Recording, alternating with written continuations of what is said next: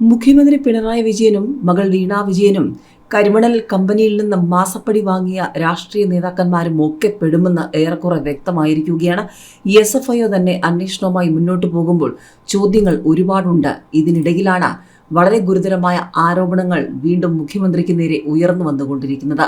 തോട്ടപ്പള്ളി ധാതുമണൽ ഖനനം CMRLനെ സഹായിക്കാൻ മുഖ്യമന്ത്രി നേരിട്ടിടപെട്ടെന്നുള്ള ഗുരുതരമായ ആരോപണവുമായി മാത്യു കുഴൽനാടൻ രംഗത്ത് വന്നതും വീണ വിജയനുമായി ബന്ധപ്പെട്ട മാസപ്പടി കേസിലും മുഖ്യമന്ത്രിക്കെതിരെയുമൊക്കെ കൂടുതൽ തെളിവുകളുമായി രംഗത്ത് വരുമെന്ന് ഷോൺ ജോർജ് പറയുന്നതുമൊക്കെ ചോദ്യങ്ങളാണ്.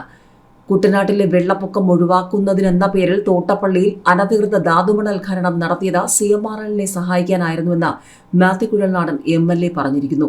ഇതിനായി മുഖ്യമന്ത്രി പിണറായി വിജയൻ നേരിട്ടിടപെട്ടു. 2017 75 കോടി രൂപയുടെ നഷ്ടത്തിലായിരുന്ന CMRL 4 വർഷത്തിനിടെ 56 കോടിയുടെ ലാഭത്തിൽ എത്തിയത് കരിമണലിൽ നിന്നുള്ള അസംസ്കൃത വസ്തുവായ ഇൽമനേറ്റ് വളരെ കുറഞ്ഞ വിലയിൽ സർക്കാർ ലഭ്യമാക്കിയത് മൂലമാണ്. ഇതുമൂലം സംസ്ഥാനത്തിനുണ്ടായ കോടിക്കണക്കിന് രൂപയുടെ നഷ്ടം. CMRL പണം നൽകിയവരുടെ പട്ടികയിലുള്ള PV പിണറായി വിജയനാണ്. നിസ്സാര വിലയ്ക്ക് ഇൽമനൈറ്റ് ലഭ്യമാക്കിയതിനുള്ള പ്രതിഫലമായാണ് വിജയന് CMRL പണം നൽകിയതെന്നും മാത്യു കുഴൽനാടൻ ആരോപിച്ചു. വൻ നഷ്ടം ഒഴിവാക്കാൻ ഇൽമനൈറ്റ് കേരളത്തിൽ തന്നെ ലഭ്യമാക്കാൻ ആവശ്യപ്പെട്ട CMRLലെ സംയുക്ത തൊഴിലാളി യൂണിയൻ 2017 ഫെബ്രുവരി 6 മുഖ്യമന്ത്രിക്ക് നിവേദനം നൽകി. ഉചിത നടപടിക്കായി മാർച്ച് 8 മുഖ്യമന്ത്രി ഫയലിൽ കുറിച്ചു. എന്നാൽ CMRLന്റെ ഉപകമ്പനിയായ KREMLന്റെ പേരിൽ മൈനിംഗ് ലീസ് നൽകുന്നതിൽ സാങ്കേതിക തടസ്സമുണ്ടായി. തുടർന്ന് ചെയർമാൻ എന്ന നിലയിൽ മുഖ്യമന്ത്രി സംസ്ഥാന ദുരന്ത നിവാരണ അതോറിറ്റിയുടെ യോഗം വിളിച്ചു. തോട്ടപ്പള്ളി സ്പിൽവേയിലെ കാറ്റാടി മരങ്ങൾ മുറിച്ചുമാറ്റി അവിടത്തെ ധാതുമണൽ നീക്കം ചെയ്യാൻ നിർദ്ദേശിച്ചു.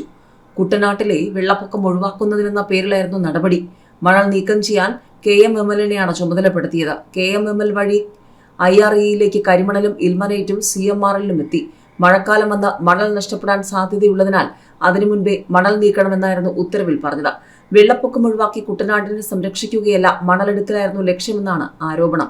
വൻവിലയുള്ള കരിമണൽ ക്യൂബിക് മീറ്ററിന് വെറും 464 രൂപയ്ക്കാണ് നൽകാൻ തീരുമാനിച്ചത്. ധാതു ഘടകങ്ങളുടെ സാന്നിധ്യം സ്ഥിരീകരിച്ച് കൃത്യമായ വില നിർണ്ണയിക്കാൻ മൈനിങ് ആൻഡ് ജിയോളജി വകുപ്പിനോടും NCESനോടും ആവശ്യപ്പെട്ടെങ്കിലും മറുപടി ലഭിക്കാത്തതിനാലാണ് ഈ തുകയ്ക്ക് നൽകിയതെന്നാണ് സർക്കാർ നിലപാട്. അതോടെ CMRLന് കുറഞ്ഞ വിലയിൽ ഇൽമനൈറ്റ് ലഭിച്ചു. 2018 ശേഷം CMRLന്റെ ലാഭം 70% വരെ ഉയർന്നു. ഒരു ലോഡ് വെറും മണ്ണിന് 4000 മുതൽ 5000 രൂപ വിലയുള്ളപ്പോഴാണ് വലിയ മൂല്യമുള്ള കരിമണൽ നിസ്സാര തുകയ്ക്ക് നൽകിയത്. 50 ലക്ഷം ടൺ മണൽ ഖനനം ചെയ്തുവെന്നാണ് വിലയിരുത്തലെന്നും അദ്ദേഹം പറഞ്ഞു.